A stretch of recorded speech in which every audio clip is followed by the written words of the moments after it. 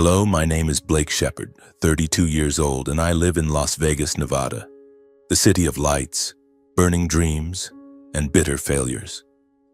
I am the eldest child in a wealthy family where the Shepard name is synonymous with success, lavish hotels, and dazzling casinos that shine through the night. But if you ask anyone in my family, they'll tell you I'm the failure, the black sheep of the lineage, the eldest son who never lived up to expectations. And believe me, I've heard those words enough times for them to be etched into my mind, like a scar that never heals. I was born in a sprawling mansion on the outskirts of Las Vegas where every corner of the house exuded opulence. My father, Richard Shepard, is a tough man with a piercing gaze and a voice that could make anyone tremble. He is the chairman of Shepard Enterprises, a business empire that owns a string of hotels and casinos stretching across Nevada. My mother, Eleanor, is a refined woman, always appearing in expensive dresses with a perfect smile, but deep in her eyes I've always sensed disappointment whenever she looks at me.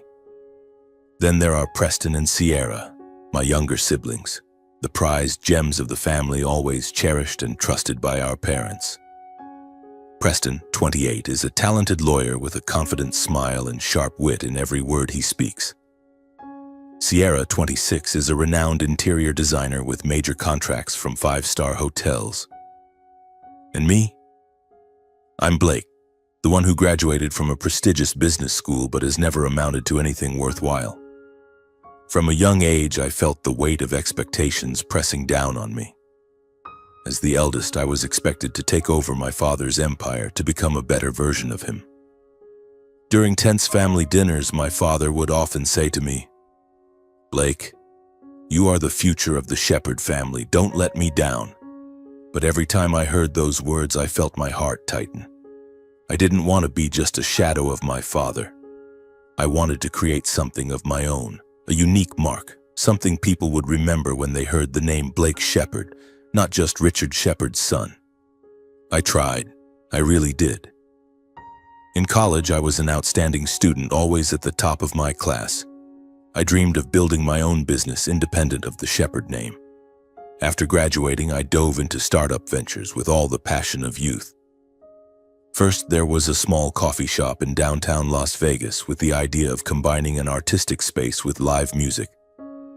I spent months designing the menu, choosing furniture, even painting the walls myself. But the shop lasted only 6 months before shutting down due to a lack of customers. Then I tried my hand at a tech app, a platform to connect street artists with tourists. I poured thousands of dollars into it, only to realize the market wasn't ready for my idea. Next came a high-end fashion boutique, where I hoped to bring unique designs to life. But once again, I failed. Customers didn't show up, and I lost nearly all my savings. With each failure, I faced mockery from my family. My father never said it outright, but his eyes, those cold, disappointed eyes, said it all. My mother was gentler, but her words like, "Blake, why don't you try working for your father's company? It would be easier," made me feel like a child who couldn't stand on his own. Preston and Sierra treated me even worse. During family gatherings, Preston would tease, "Blake, what's the next big thing you're opening? A bakery, maybe?" Sierra would giggle and chime in, "Or a film production company. Oh, I bet it'll go bankrupt in 3 months." They said these things as if they were just jokes, but I knew deep down they truly believed I was a failure. I don't entirely blame them. I understand why they think that way. While Preston and Sierra always succeeded, Preston with his high-profile lawsuits, Sierra with her designs praised in the press, I was just the clumsy older brother always failing at his grand dreams. But that doesn't mean their words didn't hurt. Every jab, every scornful look felt like a knife cutting deeper into my self-esteem. Some nights I'd lie in bed in my small rented apartment on the outskirts, staring at the ceiling, wondering if I really was as useless as they said. Was I born just to be a backdrop for other people's success? But deep down, I still believe I can do something meaningful. I don't want to be just an employee in my father's company living in his shadow. I want to stand on my own to prove I'm not the failure they think I am.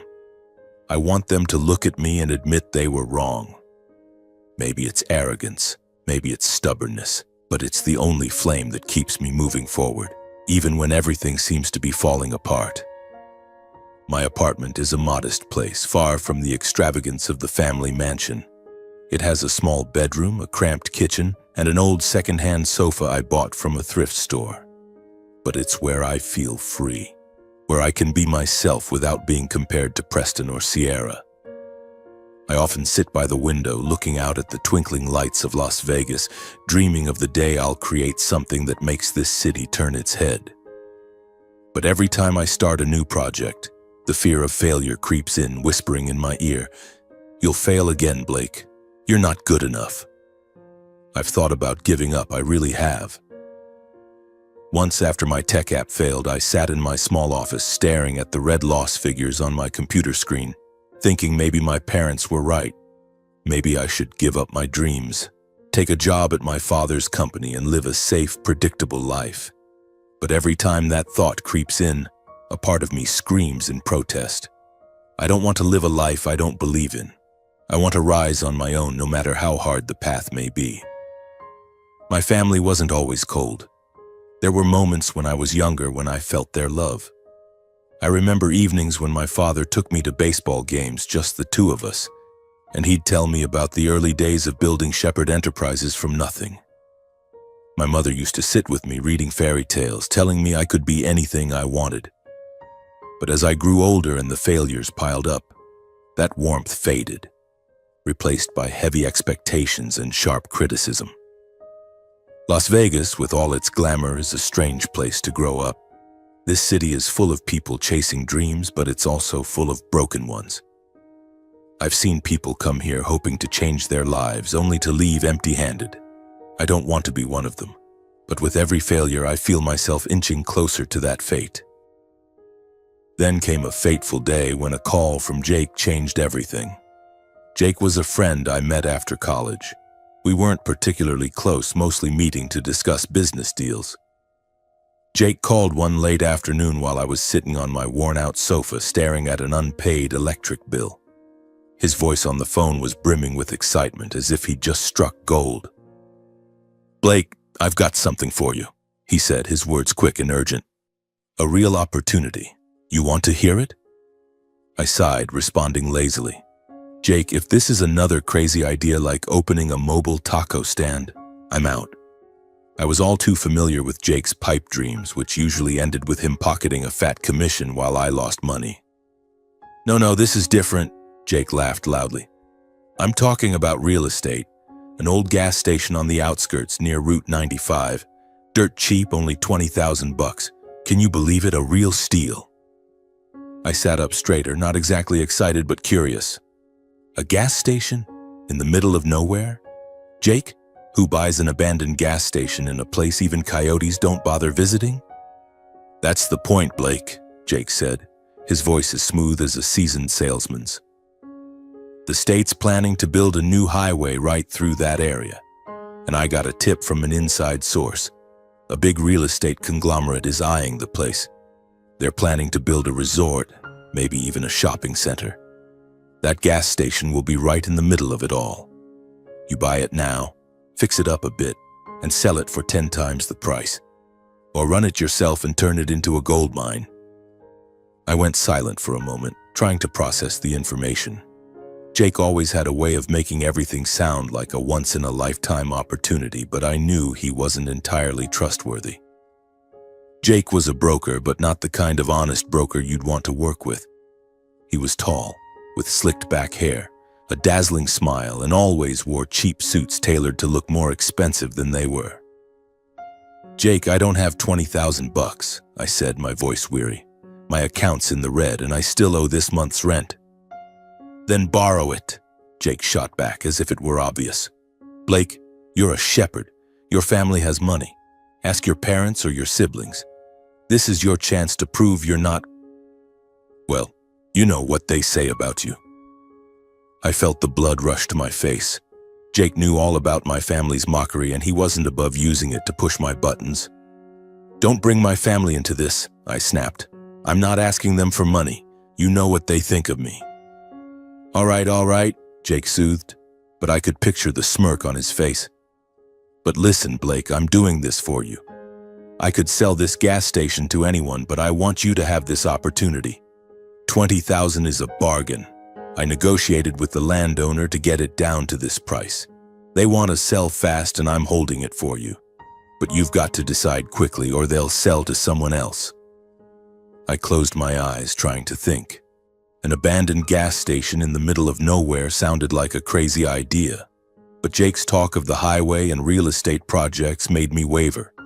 I'd failed so many times, and the thought of a chance to turn my life around, to prove I wasn't a failure, made my heart race. But $20,000, that was a fortune for me at the time. Let me think about it, I said. No time, Blake, Jake replied, his voice growing more urgent. I'm serious, there's someone else asking about it. I'm only prioritizing you because we're friends. You've got 48 hours, call me back when you decide, okay? The call ended and I sat there staring at my phone. Part of me wanted to call back immediately and say no. But another part, the part desperate to prove itself, couldn't stop thinking about the possibility. A gas station, an opportunity, a chance to stand tall in front of my family and say, I did it. That night I couldn't sleep. I paced my apartment, my mind swirling with numbers and possibilities. I didn't have $20,000, but I could borrow it. I had a few wealthy friends who could lend me the money with a snap of their fingers. But what made me hesitate most wasn't the money. It was Jake. I knew he was a smooth talker, and his words were hard to fully trust. The next morning, I decided to check out the gas station. Jake met me at a small cafe before taking me to the site. When I walked in, he was already there, dressed in a gray suit, sipping coffee and scrolling through his phone. Blake, you made it, he grinned, standing to slap my shoulder. I knew you wouldn't pass this up. On the drive to the gas station, Jake wouldn't stop talking. He went on about the highway, the investors pouring money into the area, how this gas station would be a diamond in the rough that I could turn into gold. But when we arrived, my heart sank. The gas station sat on a dusty road far from downtown Las Vegas. It looked like a ruin. The pumps were rusted, the convenience store's windows were shattered, and the roof looked like it would collapse with a strong gust of wind. Weeds grew wild around it, and an old sign reading Desert Star hung precariously, its letters nearly faded. This wasn't a diamond in the rough. It was a pile of junk. Jake, are you kidding me? I turned to him, trying to keep my voice calm. This is worth $20,000? Jake laughed, but I noticed his eyes dart away. Blake, you've got to see the bigger picture. Don't you see the potential? When the highway opens, this place will be the center of everything. You just need to invest a little to fix it up and you'll have a gold mine. Jake, be honest, I pressed. Are you sure this is a steal? Or are you just trying to make a commission? He clutched his chest, feigning offense. Blake, you think I'm that kind of guy? I'm your friend. I'm doing this for you. $20,000 is the price I negotiated down from $30,000. The landowner wants to sell fast, and I fought to keep this price for you. I wanted to believe him, but something felt off. The way he spoke too quickly, the way he avoided my eyes. It all made me uneasy. But then I thought of my family, their mockery, my father's disappointed gaze. I thought of all the times I'd failed, and this opportunity, however crazy, might be the gamble that let me win big and prove myself. It took me 2 days to scrape together the money. I borrowed from an old friend, promising to pay him back soon. I also took out a loan against my apartment. Finally, I had the $20,000. I called Jake and told him I'd buy. Awesome, Jake cheered over the phone. You won't regret this, Blake. This is your turning point. The sale went through quickly. Jake took me to a real estate lawyer's office where the lawyer seemed rushed and asked few questions. I signed the papers, handed over the money, and received the keys to the gas station. As I held them in my hand, I felt a strange mix of excitement and fear. This was the first time I owned something entirely my own. But the joy didn't last. When I told my family about my decision during a rare family dinner I was forced to attend, their reactions were exactly as I expected. My father let out a hoarse, mocking laugh. An abandoned gas station? Blake, are you serious? What have you thrown your money into this time? My mother tried to be gentler, but her voice betrayed her disappointment. Blake, you should work for your father's company. Why do you keep chasing these foolish ideas? Preston, as usual, didn't miss his chance. Blake, I bet that gas station will be the graveyard of your career. You should name it Blake's Tomb. Sierra giggled, adding, I'll design a sign for you, free of charge. I sat there, gripping my fork and knife tightly, trying to suppress my anger. I wanted to scream, to tell them I'd prove them wrong. But I stayed silent, swallowing my rage, and told myself I would succeed. A few days later, I drove out to the gas station carrying a toolbox and a sliver of hope. As I stepped into the convenience store, the smell of dust and mildew hit me. I looked around at the empty shelves, the cracks in the walls, and a creeping sense of doubt began to take hold. I paid $20,000 for this. I started to wonder if Jake had been honest about its value. Weeks later, I discovered the bitter truth. A friend in the real estate business revealed that the gas station had been listed for just $3,000. I froze. $3,000. Before Jake helped me negotiate, before he manipulated the numbers and watched me sign the papers with that fake smile. The whole negotiation was a sham. Jake had inflated the price by multiples, pocketing the difference and exploiting my trust. I felt betrayed. The friend I thought was supporting me turned out to be a con artist. I stood in the Desert Star convenience store, gripping my phone tightly. I dialed Jake's number. It rang, then went straight to voicemail. I tried a few more times, each unanswered ring like a knife twisting deeper into my pride. Jake didn't pick up. He had vanished like a ghost in the Nevada desert, leaving me with this wreck and a heart full of wounds. I slumped into an old chair in the convenience store, my mind reeling. The smell of dust and old motor oil filled my nose, a reminder that I was stuck with this gas station. A pile of junk I'd paid multiples over its worth for. I wondered how foolish I'd been to trust Jake. He'd hit my weak spot, my desperation to prove myself, my fear of my family's scorn. He knew how badly I wanted a chance, and he used it against me. I thought of the times he laughed, slapped my shoulder, called me buddy. It was all an act. I'd let him manipulate me like a puppet, and now I was paying the price. I looked out through the broken window, considering giving up. I could sell this place for whatever I could get, return to Las Vegas, and beg for a job at my father's company. At least I wouldn't have to worry about money anymore. But then I thought of my father's gaze, Preston's mocking smile, Sierra's giggles. If I gave up now, they'd have a reason to laugh at me forever. I'd have no shred of dignity left. I stood up, wiped the sweat from my forehead, and looked around the wreckage. Even if Jake had scammed me, even if I'd made a mistake, I knew I couldn't stop. Desert Star was my last chance, and I had to fight to the end. The days that followed were a grueling string of hard labor. I started by cleaning the convenience store, where dust and cobwebs had claimed every corner. The empty shelves, coated in a thick layer of grime, looked like relics of a bygone era. I brought an old broom, a bucket of water, and some cheap cleaning supplies from a nearby store. I scrubbed the floors, wiped down the remaining broken glass panes, and tried to patch the leaking roof with some makeshift metal sheets. Every sweep of the broom, every drop of sweat that hit the floor felt like a declaration of war against the doubts gnawing at me. The Desert Star gas station, true to its name, stood alone in the Nevada desert.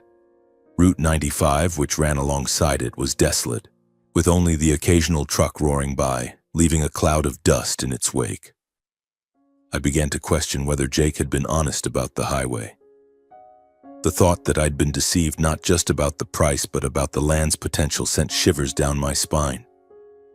But every time doubt crept in, I told myself, "You've come this far, Blake. You can't turn back." I focused on fixing things bit by bit, The gas pumps were completely broken, their pipes rusted beyond repair.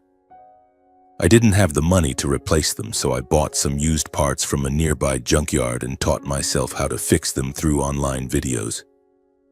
I'd never been a mechanic, but I learned fast. Some days I worked from early morning until midnight, my hands and arms covered in scratches and motor oil. But I didn't stop. Every time I got something working, a pump humming back to life, a light bulb flickering on in the store, I felt like I was reclaiming a piece of the self-respect I'd lost. Then one afternoon, while I was wrestling with a leaking water pipe under the store's floor, everything changed. That pipe had been driving me crazy for a week. Water kept seeping out, flooding a corner of the floor, and I couldn't afford to call a plumber.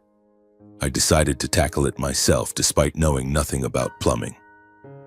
Armed with a wrench and a small shovel, I started digging up the floor. The old cracked concrete floor took effort to break apart, and I had to use all my strength to chip away at it. Sweat streamed down my face, dust clung to my clothes, but I didn't stop. I needed to fix that damn pipe or the whole store would turn into a swamp. After hours of digging, I heard an odd sound.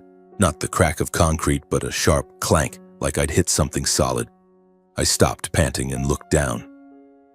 Beneath the broken concrete, I saw a wooden panel, old and darkened, unlike the rest of the floor. It looked like a small trapdoor embedded in the foundation. My heart raced. What was this? A trapdoor? A secret storage space? Or just a useless piece of wood forgotten under the floor? I knelt down, brushing away the dust and debris with my hands. The wood was secured with rusted nails, loosened by years of neglect. I grabbed my wrench and pried them out one by one, my heart pounding like it was trying to leap out of my chest. When I lifted the final piece of wood, I saw a dark void below. A passageway, deep and cold, leading into darkness. A damp breeze carrying the scent of old wood and something like aged wine hit my face. I turned on my phone's flashlight, its weak beam illuminating a rickety wooden staircase that looked like it would collapse under the slightest touch. I stood there, hesitating. Part of me wanted to cover the panel back up, finish fixing the pipe, and forget about this. But another part, the curious part, the part hungry for something unexpected, urged me to go down. The stairs creaked under each step, and I clung to the wooden railing to keep from falling. When I reached the bottom, I raised my flashlight, and what I saw stopped me in my tracks. The cellar wasn't large, maybe 200 square feet, but it was packed with wooden crates and old iron shelves lined with hundreds of wine bottles, covered in dust and cobwebs. Some bottles lay horizontally on the shelves, others were stacked in large wooden crates, as if someone had carefully stored them here and then forgotten them. The labels on the bottles were faded, but I could still make out a few. The smudged old-fashioned ink hinted at names that carried an air of prestige. Chateau Pétrus, Dom Pérignon, Lafite Rothschild. My heart pounded faster as the flashlight beam swept over the bottles, each one placed with care, like a treasure. This cellar wasn't a storage room for junk. It was a forgotten vault of riches buried under the dust of time. I moved slowly, as if afraid that a single abrupt movement could shatter something precious. I knelt down, picked up a bottle, and carefully wiped the dust off its label. Under the faint glow of my flashlight, I saw the words, Chateau Pétrus 1921. I wasn't a wine expert, but I knew enough to understand this wasn't ordinary wine. I set the bottle down, trembling. What was this? How could a stash of wine like this be hidden under the floor of an abandoned gas station in the middle of the Nevada desert? I swept my flashlight across the cellar, roughly counting hundreds of bottles, not to mention the large wooden crates stacked in the corner.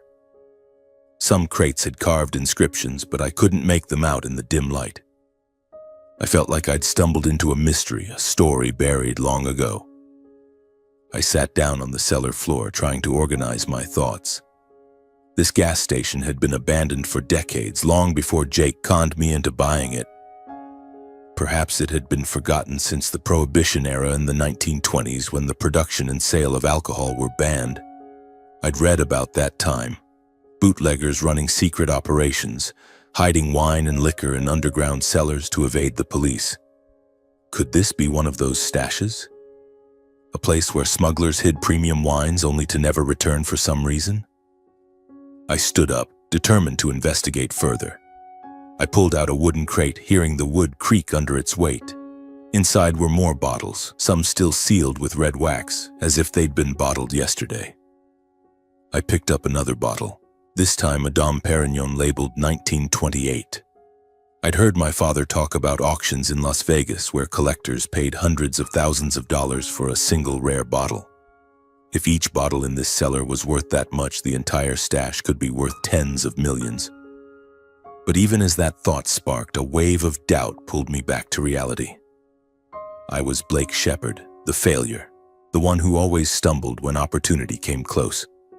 Was this just another illusion? Were these bottles truly valuable? Or were they just fakes, abandoned because they were worthless? I didn't know enough about wine to judge for myself, and the thought that I might be deluding myself sent a chill through me.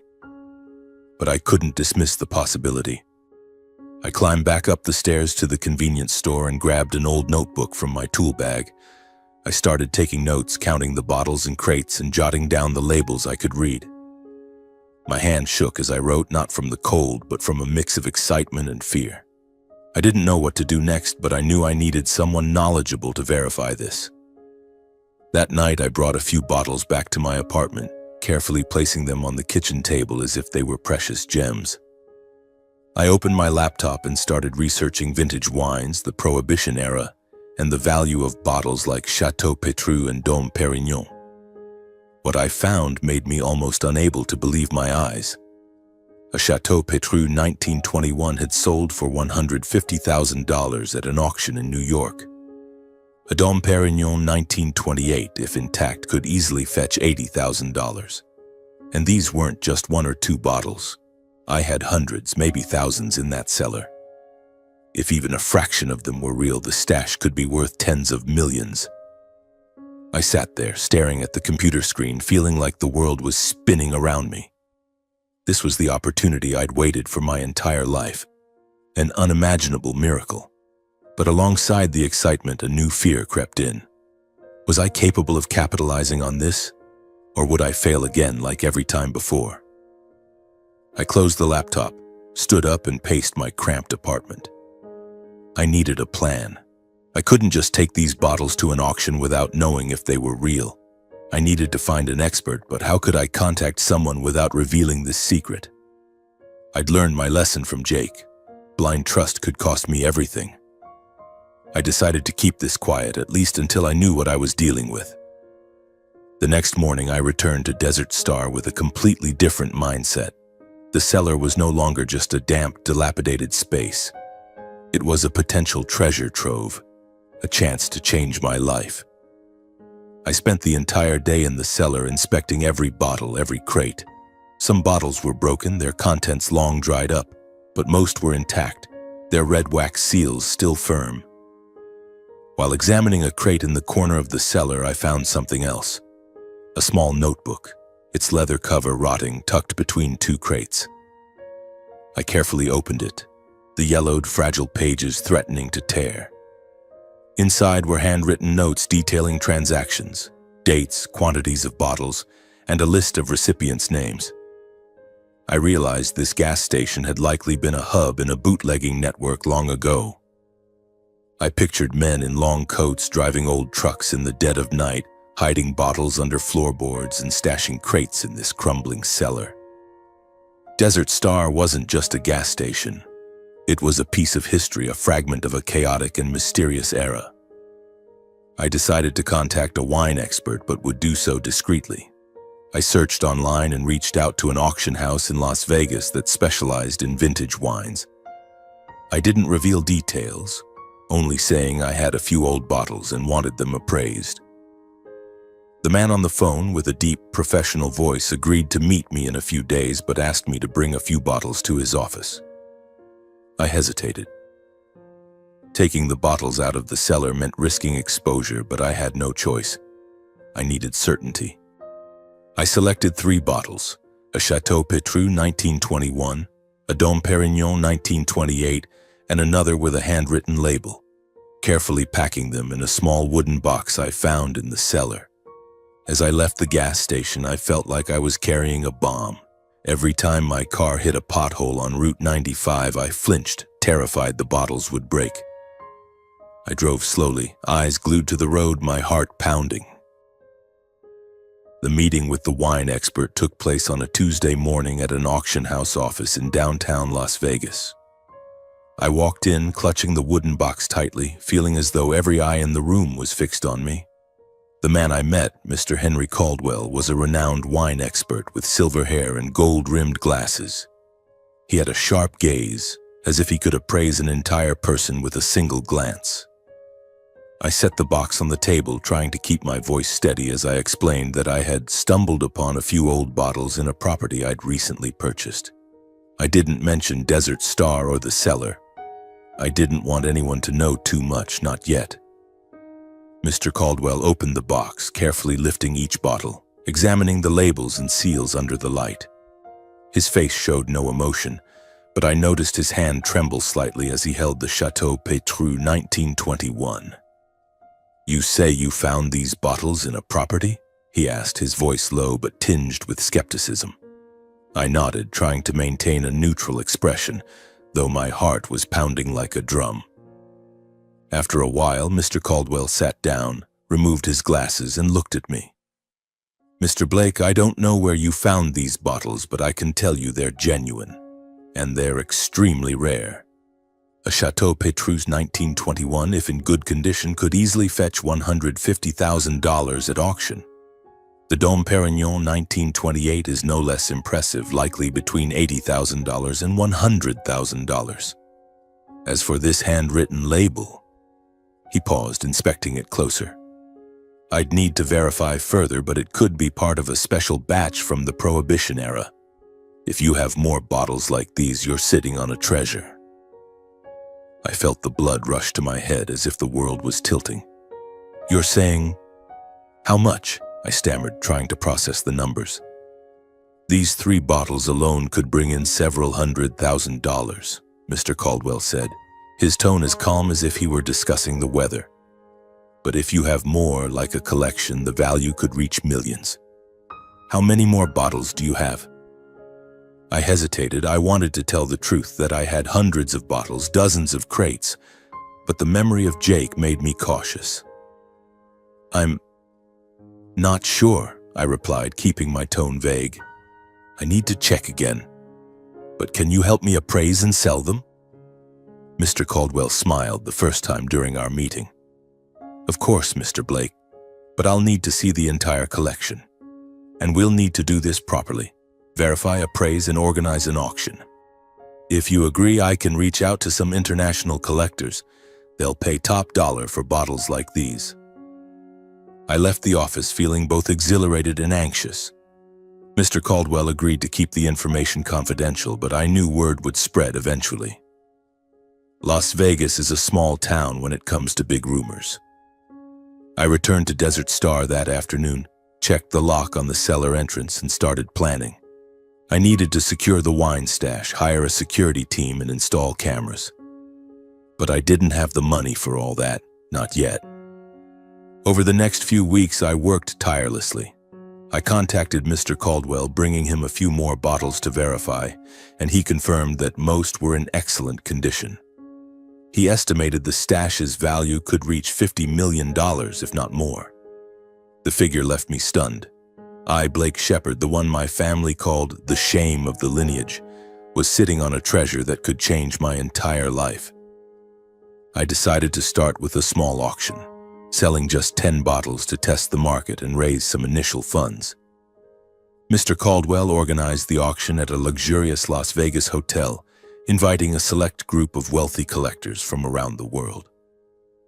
I stood in the corner of the room wearing a borrowed suit, feeling out of place among the men and women in expensive attire. When the Chateau Petrus 1921 went up on the block, the starting bid was $100,000. Within 10 minutes, it sold for $180,000. In total, the 10 bottles brought in over $1.2 million. I could hardly believe my eyes as I looked at the figures on the contract. With the money from the auction, I began transforming Desert Star into something greater. First, I paid off my debts, the loans from friends, the mortgage on my apartment, and the stack of bills piling up in my small home. I hired a security team to guard the gas station, installed cameras and an alarm system to protect the cellar. I fixed the leaking roof, replaced the rusted gas pumps, and turned the convenience store into a modern space with a high-end wine counter at its center. I selected a few bottles from the cellar, displaying them in sleek glass cases like a small museum telling the story of the Prohibition era. Each bottle was a piece of history, and I wanted customers to feel that. Over the next 6 months, I worked closely with Mr. Caldwell, organizing 3 more auctions. In total, I earned over $30 million from these sales, a figure that left me dizzy every time I checked my bank account. With that money, I bought more land around Desert Star, based on the information about the new highway Jake had mentioned. It turned out, at least that part of his story wasn't a lie. In early 2023, construction on the highway began, and investors started eyeing the area. I began dreaming bigger, not just a gas station, but a small resort where travelers could stop, enjoy fine wine, and hear the story of the desert's treasure. But as Desert Star began to shine, another challenge emerged: my family. The news about the wine stash couldn't stay hidden forever, and soon enough they found out. Their reactions were a mix of shock, envy, and a belated attempt to insert themselves into my success. I knew they'd reach out, but I didn't expect it to happen so quickly, or in a way that left me both heartbroken and furious. My mother called first on an evening while I was checking the new gas pumps. Her voice trembled, a stark contrast to her usual sarcasm. "Blake, I heard about the wine stash, about Desert Star. Is it true? Did you really find all that?" I stood in the convenience store, gripping the phone, feeling old anger resurface. "Yes, Mom, it's true, I did it." "Oh, Blake, I'm so proud," she said, but I could hear the strain in her voice, as if she were playing a role she wasn't used to. "Your father wants to meet you. We need to talk about this. A treasure like that. You need support. Shepherd Enterprises can help you manage it. Bring Desert Star into the family's hotel network." I let out a dry laugh, feeling as though a rock were pressing on my chest. "Mom, now the family wants to help? After you all called this gas station the graveyard of my career? After you, Dad, Preston, and Sierra mocked me every time I tried to do something?" "Blake, don't say that," she replied, her voice rising as if I'd touched a nerve. "We were just worried about you. Your father thinks this is a chance for the family to work together. You shouldn't do this alone." I hung up, unwilling to hear more. My mother's words weren't support. They were an attempt to control, to pull me back under the shadow of Shepherd Enterprises. They weren't there when I scrubbed the floors, when I wrestled with rusted pipes, when I stayed up all night worrying. Now that I'd succeeded, they wanted a piece of it. I felt hurt, but more than that, I realized I didn't need them anymore. Desert Star was mine, and I wouldn't let anyone take it away. Preston and Sierra reached out soon after, but not to apologize. Preston sent a long text, starting with a fake congratulation. "Blake, who'd have thought you'd get so lucky? $1 million wine stash. But be careful, managing big money isn't easy. If you need, we can sit down and talk investments." I read the message, feeling the blood rush to my face. Lucky? He thought this was all luck? I didn't reply, just deleted the message. Sierra called, her voice as sweet as honey. "Blake, I hear Desert Star is a big deal now. I could help redesign the store, make it more upscale. I know some great contractors, and I'd do it at a discount for you." I declined immediately, keeping my tone cold. I didn't need their help, not when it came with such obvious ulterior motives. The final confrontation was with my father. He summoned me to his office at Shepherd Enterprises headquarters, a place I'd avoided like a storm. When I walked in, he sat behind his massive desk, his gaze no longer cold but tinged with curiosity and reluctant respect. "Blake," he said, his voice low, "I was wrong to doubt you. This wine stash, it's a miracle. But you need to understand something this big is beyond your ability. Let Shepherd Enterprises help you manage it. We have the resources, the experience. I looked him straight in the eye for the first time in my life, not feeling small. Thank you, Dad, but I can handle it. Desert Star is mine and I'm keeping it that way. He went silent, only nodding, but I knew he wasn't pleased. To him, everything had to belong to the family, to the Shepherd name. But this time, I wasn't the boy trying to please him. I was Blake Shepherd, the one who turned an abandoned gas station into a miracle, and I wouldn't let anyone take that away. In the months that followed, I poured my entire heart into expanding Desert Star. With over $30 million from the wine auctions, I had enough capital to get started, but I knew I needed a strategic partner to turn my dream into reality. I briefly considered working with Shepherd Enterprises, my father's company, but that thought was quickly extinguished. My father didn't want a true partnership. He wanted control, to fold Desert Star into the family's empire where I'd once again become a shadow under the Shepherd name. I couldn't let that happen. After years of being mocked and doubted, I wanted to stand on my own, to prove I could succeed without relying on my family. Instead, I reached out to Nevada Horizons, a major real estate and entertainment company, a direct competitor of Shepherd Enterprises. Nevada Horizons was known for bold projects in Las Vegas, from luxurious resorts to modern casinos. I met their CEO, Miss Carla Martinez, in mid-2020 at an upscale restaurant in downtown Las Vegas. Miss Martinez was a sharp woman with keen eyes and a smile that was both friendly and calculating. I pitched my idea, an entertainment complex at Desert Star, featuring a fine dining restaurant specializing in wine, a boutique desert-themed hotel, and a small casino inspired by the Prohibition era, drawing from the story of my wine stash. Blake, I have to say I'm impressed, Miss Martinez said, sipping her wine. Your story, from an abandoned gas station to a multi-million-dollar treasure, is something customers will love, and Desert Star's location right on the new highway is a golden opportunity. We want to partner with you, but are you sure you want to take this path? I hear your father wasn't pleased when you turned down Shepherd Enterprises. I smiled, trying to hide a flicker of tension. Miss Martinez, I respect my father, but Desert Star is mine. I want to build it my way. Miss Martinez nodded, her eyes showing approval. I understand. We'll provide support with funding, design, and operations, but you'll be the one leading. This is your project, Blake. The deal was signed.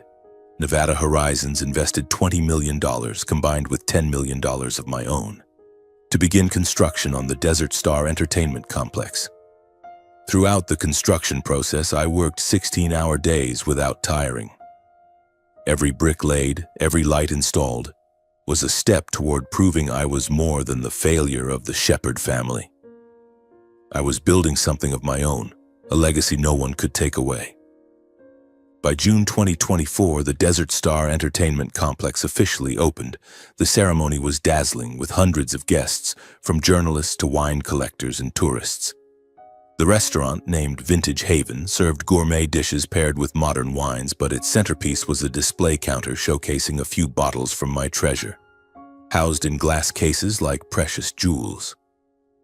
The boutique hotel, with 50 rooms, embraced a modern desert aesthetic, each room decorated with details evoking the Prohibition era. The Speakeasy Star Casino was the highlight, with poker tables and slot machines designed to resemble secret speakeasies, attracting both tourists and locals. Desert Star quickly became a renowned destination in Nevada. Articles hailed it as the new gem of the desert, and tourists flocked to take photos with the Desert Star sign, hear the story of the wine stash, and experience the unique atmosphere I'd created. I hired a professional team, from chefs to casino managers, and for the first time I felt not just like an entrepreneur but a leader. My life had turned a new, brighter page. I no longer lived in the cramped apartment on the outskirts of Las Vegas. I bought a spacious house in a quiet suburban area with a view of the desert, where I could sit on the porch each evening watching the lights of Desert Star twinkle in the distance. I no longer woke up with the fear of failure or haunted by my father's disappointed gaze or Preston and Sierra's mockery. I found peace within myself, not because of money or fame, but because I'd proven my worth, not to my family but to myself. Desert Star was more than an entertainment complex. It was a testament to perseverance, faith, and the ability to see value in what others overlook. I still kept in touch with my family, but minimally. I forgave them, but I didn't forget the scars they left. My father remained displeased that I'd partnered with Nevada Horizons, but he could do nothing but watch my success from afar. And I, Blake Shepard, was no longer the failure of the family. I was the one who turned an abandoned gas station into an icon, and I would continue building my dream, brick by brick. That's the story of my life, from being called the shame of the Shepard lineage, a failure with shattered dreams, to the man who built Desert Star, a dazzling entertainment complex in the Nevada desert, a symbol of perseverance and belief in oneself. And if you ask me for advice, I'd say this: never let doubts or mockery define you. The greatest opportunities can come from the most unexpected places, like an abandoned gas station or a dusty cellar. Believe in yourself, seize those chances, and don't fear failure, because sometimes those failures lead you to the treasure of your life. Keep pushing forward, and I believe you'll succeed on the path you've chosen.